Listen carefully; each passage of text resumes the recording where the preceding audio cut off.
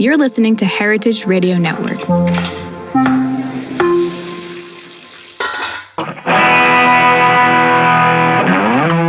Hi everyone, welcome to Potluck Food Talks, the food show where we share the miseries in the back belly, can you say that? Underbelly.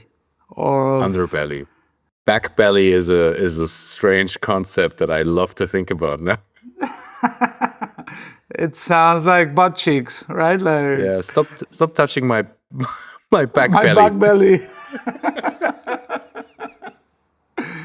Well, where we talk about food, recipes, some insights about the industry.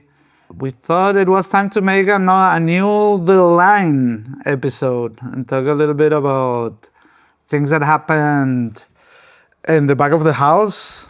I wanted to talk maybe about complicated guests. Have you had like complicated guest stories or recently or in your career that are worth mentioning? Special requests? Like all the time. I remember, because where I'm at right now, we have an open kitchen. And I remember like service starting and I was standing in the kitchen, sort of, like this. I was talking to one of the chefs and I was looking at one of the first tables that arrived. So it's like the beginning of service. The first couple of tables are just arriving. Everybody's like ready to go. So I was kind of standing there, just having like a little chit chat, waiting for the first ticket to come in. And there's a woman, and she comes to her table. It's a big round table, and she starts sort of like immediately complaining. And she's like, this, blah.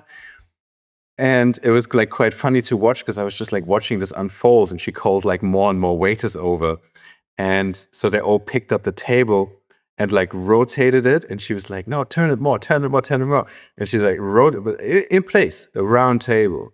And then she was like, okay, yeah, now it's fine. And now the chairs need to go also. And they were like moving the chairs, but like all the chairs simultaneously, one step to the left. And she's like, no, keep going. And I was like, what are you trying to accomplish? Like, what is happening here? And from the very get-go, you could tell what kind of person this would be. And like, as soon as her check came in, you were sort of like, well, no fucking surprise.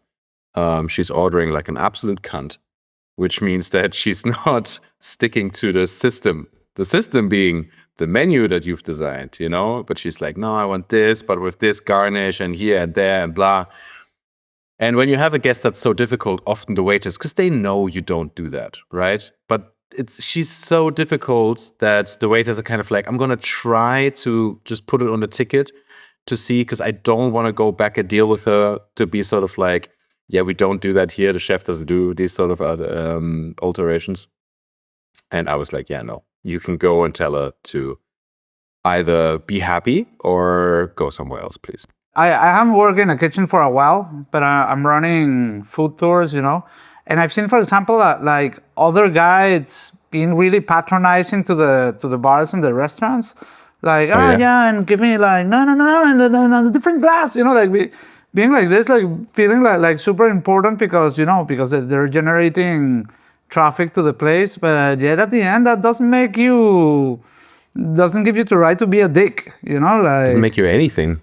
That on one side, and on the other, yeah, like I have this story. This was like maybe already like a year ago or so. So I had this booking, and this person writes me and tells me like, yeah, and by the way, I'm a nominated author, like for some kind of like whatever cookbook kind of contest in the UK, like I'm nominated for this thing. So that was a way to introduce herself, and it was like. And I'm super crazy. I'd like to try super crazy stuff, super weird things. I like everything. I'm super, super open to get the weirdest, the better. And I was like, okay, sure, yeah, no problem. Like let's do it. I'll do my best, whatever. I mean, like if you're my client, I want to be your friend. I want to have a good time, and yeah, let's go out, eat some stuff, enjoy the city, whatever. And then suddenly the group builds, and there is this group chat, and I'm start talking like, well, if anybody has like an allergy or something, let me know, whatever. And someone had an allergy. I don't remember what it was. Like it was something that, I can't eat shellfish or whatever. So, and then this person writes me in private. By the way, I hope that won't affect me, right? Like if that person have an allergy, I'll still get like all the weird and crazy stuff I want to try, right? And I was like, yeah, sure, no worries. Like it's this doesn't affect the rest of the group, no worries at all. And so the day of the tour, we meet at the meeting point. I arrived a little bit earlier, and she was already there. And the first thing she tells me is, sorry for writing you that in private. You know what? The thing is, I used to be a vegan and I would drive everyone crazy around me because I made everybody stick to my restrictions and I would drive everything, but I'm not anymore. So it's going to be, and that was that was the beginning of the tour. Again, it was just her and a couple, right? So when it's a solo traveler, usually when they join the tour, in many cases, it's their time to socialize, like. So and she wouldn't stop talking and talking, even to the point that it made it difficult for me to have a space to explain the things that I'm supposed to explain during the tour, right? And so that the tour delayed like 40 minutes extra after the tour, like, and also she would get into controversial topics, debates, like debatable topics, and start to talk about cultural appropriation or feminism and the role of women in the kitchen and this kind of thing, while having a food tour and people having their holidays and trying to enjoy themselves, And up to the point that after the tour, dude, seriously, I sent a partial refund to the other two guests because Wow. I was like, I'm sorry, like, and they said, no, it's all good, like no worries. And I was, like worried that the other two guests would, like complain or give me like a bad review or something or whatever. And then suddenly the next day I check, and suddenly I had a review from this person. By that point, I had like 120 reviews, all of them 5 stars. And then suddenly I got a 4-star review. And I was like, what? No, to be honest, I had 4-star reviews before, and it were cases where really something went wrong. Like something went wrong during the tour, there were inconsistencies, or I made some mistakes, and then many mistakes in the same tour, so it was just a bad day. They gave me a bad review, and it was like, okay, like I have to take it, like I couldn't deliver. I mean, But 4 stars still pretty good. I mean, like still very good. Yeah, but that puts just my rank down, like right now I have like 4.99. Okay, like if I get Yeah. a 4-star, I will be in 4.98, like, and that does make a difference. So in any Yeah. case, I was like, I wrote her and it was like, hey, why are you giving me a bad review? And she was, oh, no, that's a great review. It's a great, you did a great job, and you had difficult guests, like I'm difficult, this person had an allergy, and the thing is, but the thing is, I am, as an industry people that have traveled all over the world and tried the weirdest things in the world, I wanted to be surprised and feel more special or something like that. And I was like, no way. I delivered everything. I sent like a list of suggestions for all the weird things you wanted to try, a personalized one. There were no mistakes in the tour. I delivered 40 extra minutes. It was the best options that were available that day. So this is not a 4-star. This is a 5 stars, and I will ask you kindly to change it, and please do it. And she would write the super long answers and getting course. around. It felt like, and super late. So I felt like she was like answering like completely drunk in a bar, writing a super long answer. And I was like, please, just be fair with the service I delivered. Like there were no mistakes, everything ran smoothly, I delivered everything. And she changed it. And for me, that was like unlocking a skill, like asking someone to change a review, because in many cases, the direct instinct you will have will be to write an answer, like saying, whatever, like just justifying yourself, which I did. I write like an answer underneath. When she Yeah. changed from 4 to 5, I deleted it. Okay, but yeah, many times when you see bad reviews, you will see the business owner answer trying to explain course. all and this Yeah. and that, and I also did that. But yeah, I was really surprised. Like I could do that, and I think that's also something interesting to know. So if you have the chance, if you're running a business, be it a restaurant or a tour or whatever, and you get a bad review, just try to negotiate getting your good review back. I think that's something relevant to know that is possible.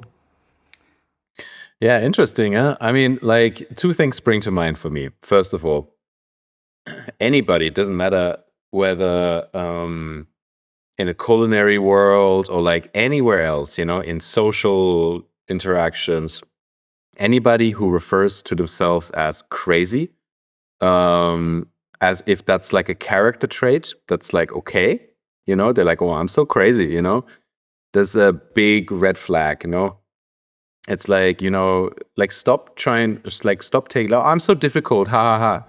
Stop trying to take something that's bad and like making it something good, kind of like convincing yourself that it's something good just because you're not capable enough to be self-reflective enough to like be a better person.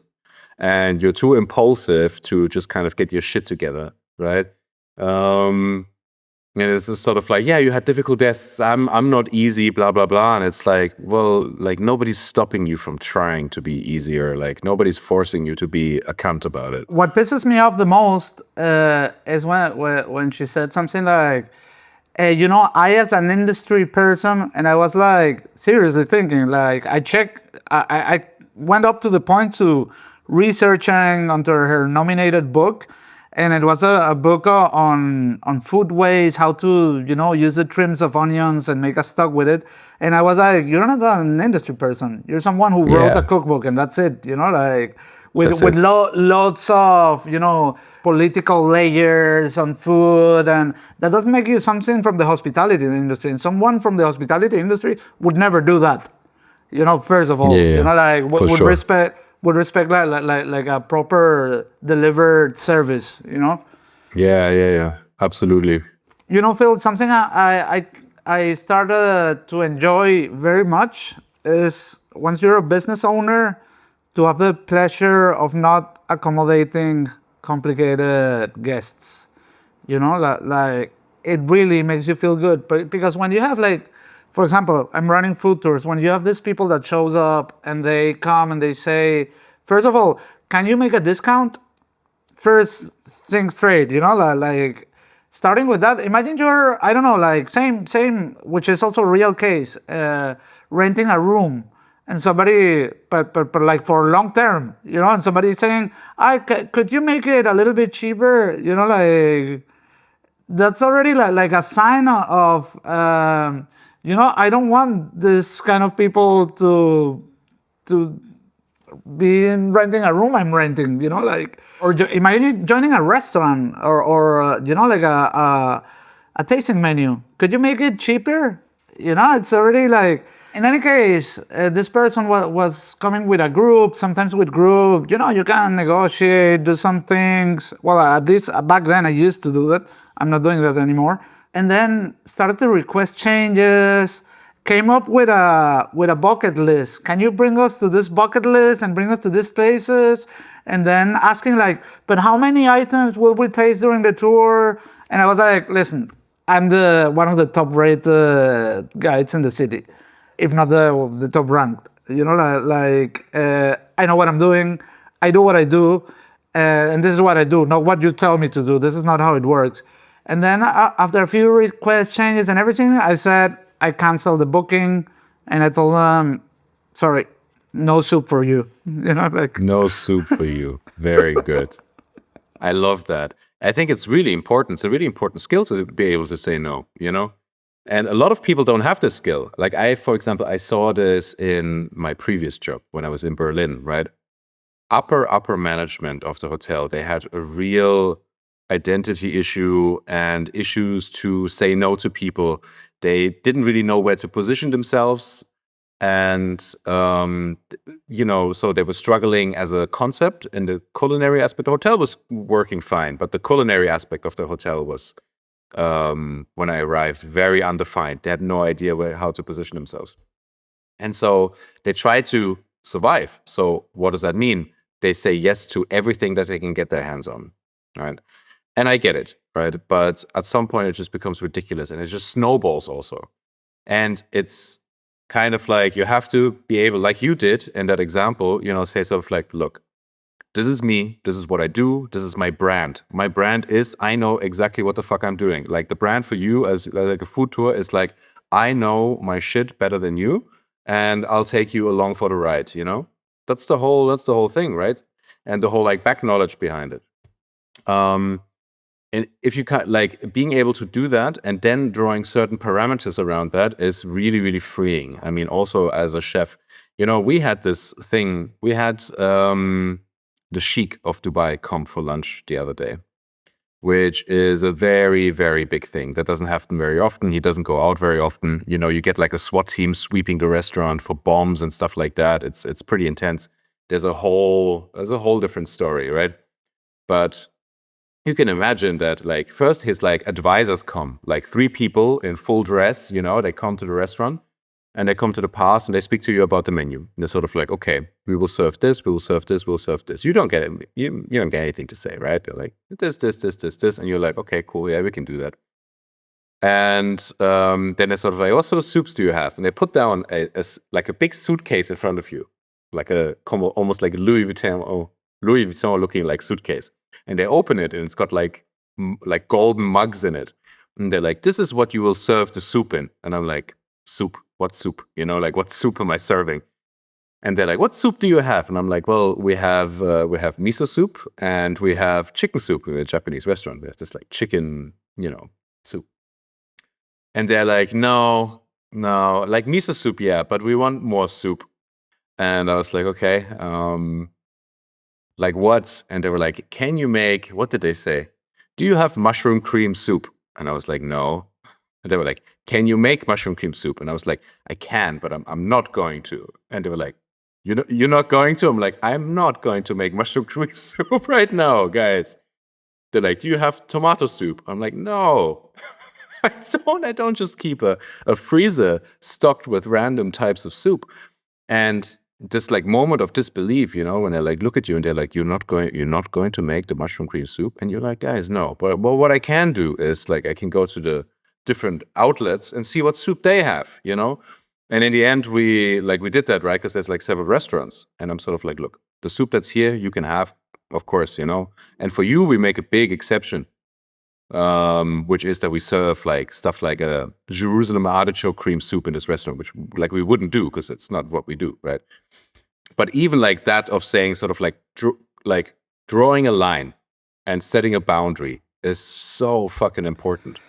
And so releasing, I can tell you because like the couple, the money, the extra money that I will make accommodating someone that is generating me mental stress and occupying mental RAM that I will spend the next 2 days just thinking over and over of that fucking asshole that doesn't know how to behave, then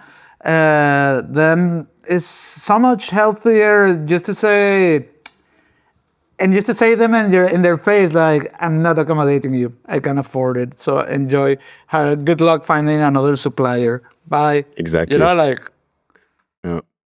Exactly. It's super freeing. I mean, I can remember like back in Berlin in this hotel, I remember at one point reception coming up to the kitchen, and they were like, hey, do you have a moment to talk? And I was like, sure. And they slide over 2 A4 papers that had come printed out. And I'm like, okay, what am I looking at? And they're like, yeah, we have this guest. It's a businesswoman from India, and she's going to be staying with us for 2 weeks straight. So 2 full weeks she's renting a room. And these are her dietary restrictions. And I look at the papers, and it's basically everything, right? Like everything, any kind of fat, no salt, no sugars, no honey, no blah, no sweeteners whatsoever. Most basic vegetables. Why do you go to a restaurant if you have those restrictions? You know, like. This is the thing, right? So she like sends these restrictions, and she's in Berlin for business, and she said to the reception like, "Hey, can you please check what restaurants can accommodate my my dietary restrictions so I know where I can go eat, so I don't have to eat in the hotel every single day?" And they showed me this, and I was like, "Guys, I can already tell you, nobody's gonna do it. Nobody's gonna say yes to this bullshit." And I gave a couple of restaurant recommendations. Reception called them. Every single restaurant looked at the list and said, "Yeah, no, please go somewhere else." I mean, it was ridiculous, right? It was like no meat, no fish, no dairy, like 20 different vegetables, no fats whatsoever, no sugar, no salt, no honey, like no legumes, no potatoes. The special people give you so much extra work, you know, if you accommodate them. You know, if somebody tells you, yeah, for example, on a food tour, I just recently had a vegan guest, you know, like, gives me so much extra work, you know, like also because I want to deliver a nice experience, but it's like, yeah, course. I can offer you fried potatoes, fried peppers, tomato salad, and that's it. You know, like I can guarantee you will be full. I can guarantee this is like a nice selection of stuff. This is just, you know, like whatever is available, you know, like, and then I have to go and can you do the gazpacho but without the boiled egg or the thing without the ricotta, and you know, and then they say, can I have just the garnish of that dish, you know, and in any interaction I'm requesting changes and extra stuff, you know, like at the end of the day it's like, you know, it's too much, you know, like. It's too much. And it's like you say, I think the most important thing there is that you want to deliver a good experience. So like when I did, for example, in this example, I looked at the restrictions, I was sort of like, what the fuck am I supposed to cook for this woman that she can eat and won't die, supposedly, but also where she's like, oh, this is really tasty, because at the end of the day, that's what I want, right? I want people to feel good, and I want them to have a good experience. I don't want to cook like a shapeless, colorless slob that has no salt, no structure. Sure, it'll keep you alive, but like it's gonna taste like shit. And then you eat it, and then usually the people, they have these like restrictions, right? And you try to make something, they're like, yeah, it was a bit disappointing. Yeah, no shit, it was disappointing. You took away everything that could have made it good. But and now I'm the idiot. Like now I'm Yeah. the fucking idiot. Nah. Yeah. I also saw like it was from not mine, like another food guide, and I was reading the reviews, and suddenly there was like a really bad one, and I read it, and it was like a gluten-free person, you know, in a country where there's bread everywhere and everything is, you know, like there's flour everywhere, and it brought like a super shitty review having such a restriction, and I'm like, you should be thankful that you're being accommodated, you know, like, and if you have a special request and people are trying, don't feel overly special about it, you know, like don't feel that you deserve everything being catered specially for your special allergy or restriction or preference or whatever, you know, like you should understand that the world doesn't turn around you, you know. No, absolutely. I will never understand how people go like have this entitlement, right? It's like you say, you should be grateful because, like, sure, you are paying somebody money to do a certain service, but it is a certain service. You can't go to a pizza restaurant and say, here's $50, make me a sushi omakase, and then be upset at the chef because he doesn't do it. Like, you went outside of the parameters of what is happening there. So it doesn't fucking matter if you pay or not. There is a sort of an equal interaction going on, but you need to be aware of like the interaction that you're involved with, you know? If you book an all-you-can-eat buffet at the salad bar, you know that there's going to be very little gluten, right? But if you go to San Sebastian and you book a tour of local foods, you know, and then you're upset that there's a lot of gluten and that your intolerance can't be, like, who the fuck do you think you are? And so I think like what you're saying is sort of like, you know, people lose the perspective of this. The entitlement is so extremely high. And, you know, when industry people say sort of like, oh, you should be grateful that we're accommodating you, I feel like the typical answer is sort of like, oh, but I'm the customer and I'm paying. It's like, yeah. But it's not black and white. There's like many nuances going on. You could have gone to many other restaurants if you would have had a tiny bit of sort of like reflection, because you are the person who knows about your situation, not me, who doesn't fucking know you and wish that I didn't know you now. You know, you should have been the one reflecting to see, is this a good place for me? Is this a good idea? Right? It's your responsibility. We're not your fucking parents. You're responsible for yourself, you big baby. What's the name of your favorite French chef in Tokyo? Calvert? Stephen Calvert? What? Daniel Calvert, yeah. Daniel Calvert. What's the name of the restaurant? Cézanne.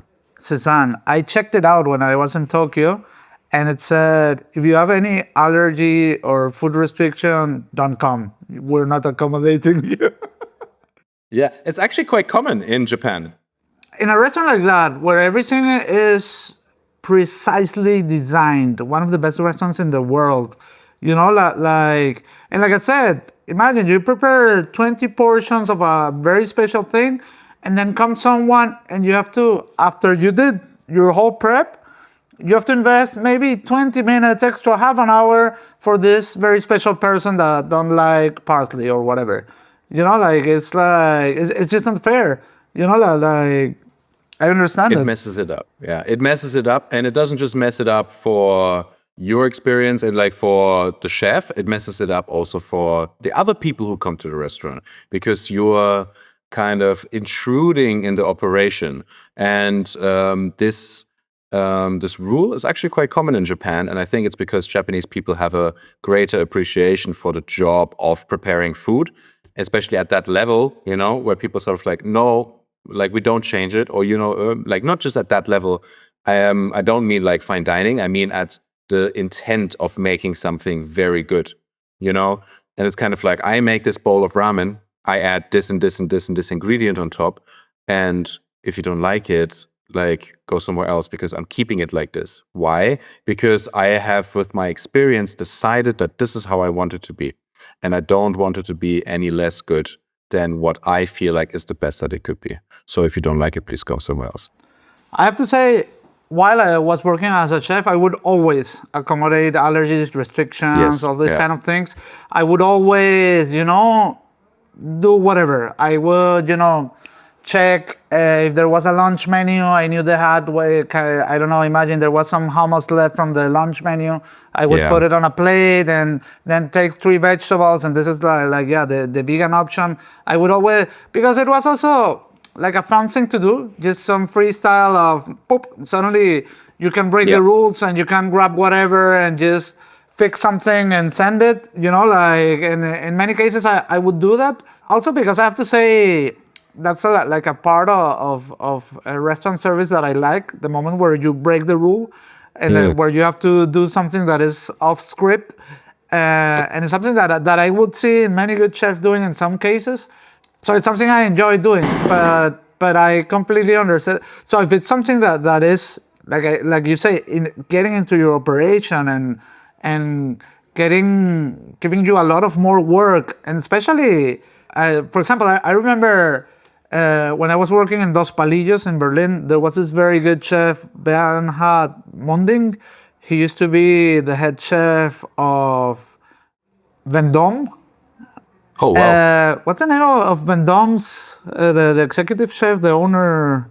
Whistler. Joachim Whistler, probably one of Germany's greatest chefs. Yes. You know that Whistler was supposed to be the chef of... The Meadowwood? Yeah. The restaurant at the Meadowwood. Whistler was going to be the head chef there, like, I don't know, imagine like in the 2000s or something. And he rejected that position, and he went to Vendôme. I didn't. That's like a very interesting fun fact. It could be like a completely different story, you know. He moving to California and running that restaurant. Well, in any case, this guy was a head chef or the sous chef, you know, the guy running the operation there. And I remember every time there would be like a, you know, like an allergy or something, he would stand there, take the whole menu, and go dish by dish. This guy was very disciplined and, he would execute whatever. So he would go there and go dish by dish and see what was possible and rewrite a menu right at the moment. But that's something, yeah, this guy worked in a 3-star restaurant and he would do this. But this demands, mental RAM. Like, you have to think about this. You have to analyze dishes. It's an extra service, and these people pay the same price, and then they complain. It's a lose-lose situation. That's very true. I mean, it's important to point that out, though, that, because you're saying, oh, you used to always accommodate people. Like, I also pretty much, we're saying, it's important to draw boundaries, but I also pretty much always am able to accommodate people, almost always, 80% of the time. I only don't when it, interferes with the quality. Obviously, when somebody comes, we're not talking about situations where somebody's like, oh, I'm pescatarian, can I have this dish with, I'm pescatarian, but I like peppers. Can I have the peppers that come with the steak with fish? Yeah, of course, man. Why not? Who cares? And sometimes also you start cooking, you change things a little bit because you're a craftsman after all. You can make shit, right? And it's very nice. It's nice to accommodate people. It's nice to be able to cater to them. I mean, that's what hospitality is about, after all. And you are using your skills that you've learned over many years to do so. It's very cool. I feel like, what we've established now is that it's only, I think, important to draw boundaries when the requests that people make lessen the quality of what you do, and even worse, affect the experience of the other diners around them. I think that's really a no-go. That's it for this week's episode of Potluck Food Talks. If you like what we're doing, make sure to subscribe to the podcast so you never miss an episode. You can also find us on Instagram and TikTok as Potluck Food Talks. The show airs every Monday.